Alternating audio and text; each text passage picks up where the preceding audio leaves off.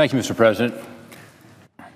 I wish I could rise today to talk about the underlying legislation that we're supposed to be talking about, which is a bill to fund the Department of Homeland Security, and also address the President's executive order on immigration, which went around the Congress, but also went around the American people.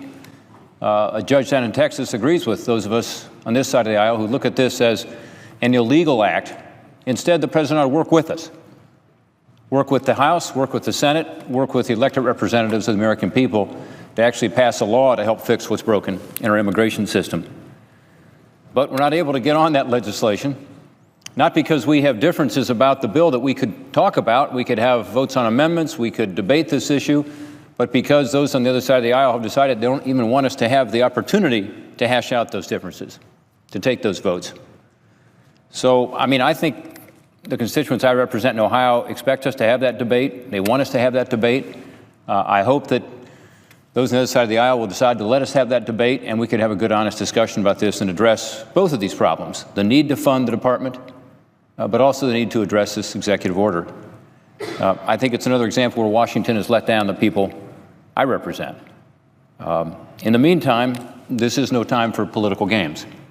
It's a dangerous world. We've got a real problem, not just here at home and protecting the homeland, but also with fires burning all around the world. It's time for some leadership, both here in this chamber and down the street at 1600 Pennsylvania Avenue. It's time for presidential leadership. If you turn on the TV tonight, what you'll see is those fires burning. You'll see a world more dangerous than the one we had after 9/11. You'll see threats to the United States and our allies that seem to grow with every passing day. But even as these threats grow, it seems like our president is increasingly hesitant to lead. Iran, despite the platitudes of the Obama administration, which seems really eager to find an agreement, make a deal, continues its march toward developing nuclear weapons.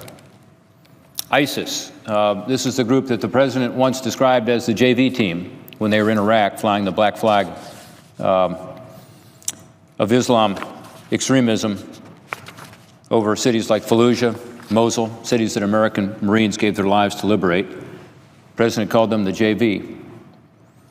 Russian soldiers now move freely through eastern Ukraine, and the separatists there are using Russian equipment. They're trained by the Russian military, they're led by Russian special forces, and they continue to wage war on an American ally, Ukraine. And while we all hoped a recent ceasefire would hold, all indications are that Russia and its proxies are taking advantage of that ceasefire in Ukraine to continue their aggression. Across Europe, in France now, in Denmark, Belgium, innocent people have been murdered, some for opposing terrorist aims, some for the simple fact that they are Jewish. These attacks are not random, as has been suggested by the administration. Unfortunately, they are designed to incite fear and weaken our resolve to oppose Islamic terrorism wherever we find it. We must not allow them to succeed, any more than we must stand silent in the face of Iranian threats and Russian aggression. What we must do is take a long, hard look at how we got here and what we must do going forward to change the situation. In my view, a lot of the chaos we're seeing across the globe stems from a lack of leadership. Into that void, chaos ensues. The defining themes in the Obama administration's approach to foreign policy have been a preference for disengagement and an unwillingness to shoulder the responsibility of global leadership the way previous presidents, Democrat and Republican alike, have done. As the administration itself has said, they prefer to lead from behind. The president has said the trajectory of this planet overall is one toward less violence, more tolerance. I don't know about that. I don't think history moves inexorably toward more justice and more peace. These trajectories don't just happen. People make them happen. Leadership is the key. When America is strong, when we stand unequivocally for freedom and justice and the right of all people to choose their own destiny, when we do not back down in the face of threats and intimidation, that is when we see a world that's more stable, less dangerous, and more free.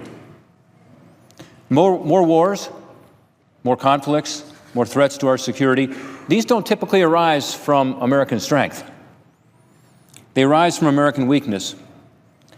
And when we look around the world, whether it's in Gaza, or whether it's in Eastern Europe, or Iraq, or Iran, Syria, the increase in violence and instability has coincided with a growing perception that the United States of America is either unwilling or unable to take a stand against threats to international security and stability.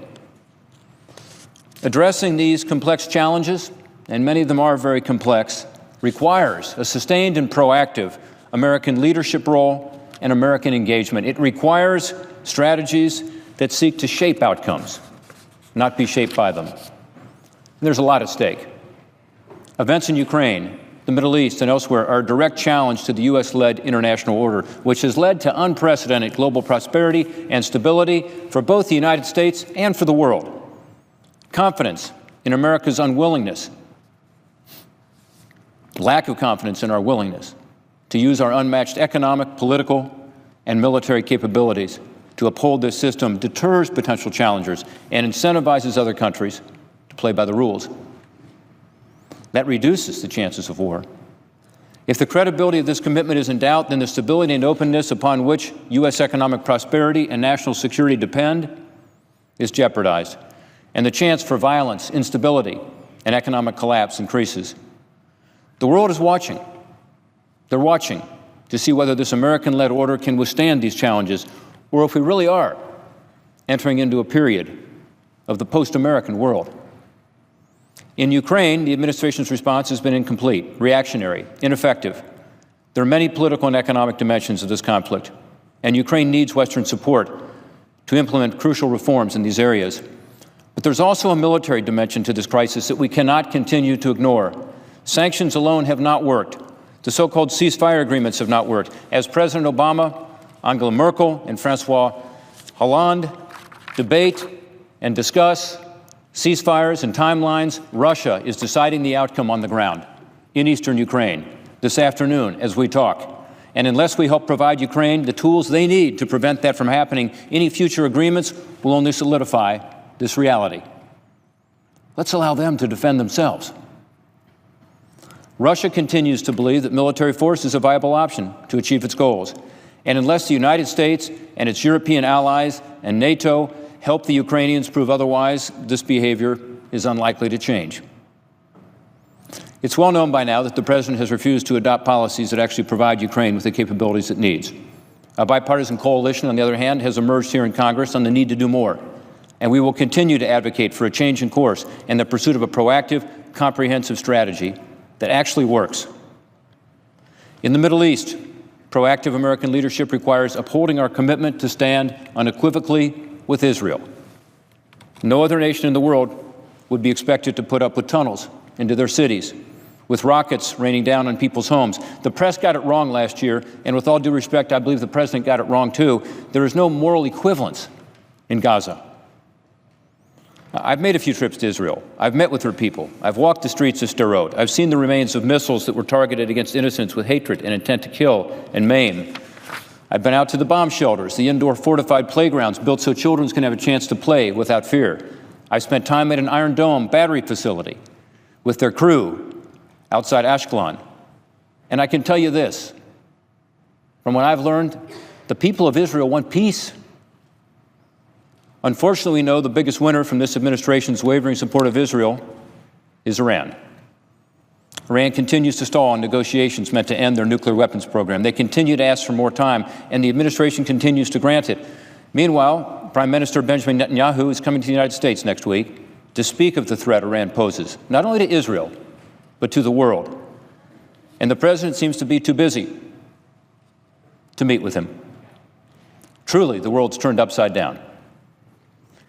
A key test of U.S. leadership is ensuring that Iran does not retain nuclear capability and their continued march toward weaponization. If it were within my power, I'd put the Kirk-Menendez Iran sanctions bill, of which I'm an original co-sponsor, here on the floor of the United States Senate today. And by the way, it would pass. I believe it would pass by over 60 votes. Because Republicans and Democrats alike recognize that Iran will not negotiate in good faith unless the United States is unequivocal in our commitment to ending the nuclear threat Iran poses. Recall that this legislation doesn't impose new sanctions that would be imposed now. These sanctions would be imposed if the Iranians do not agree to halt their nuclear weapons program, as required, by the way, by the United Nations. The senator's time has expired. These are leverage for the White House, and the White House should use that leverage. Mr. President, American leadership is needed for a more stable and peaceful world.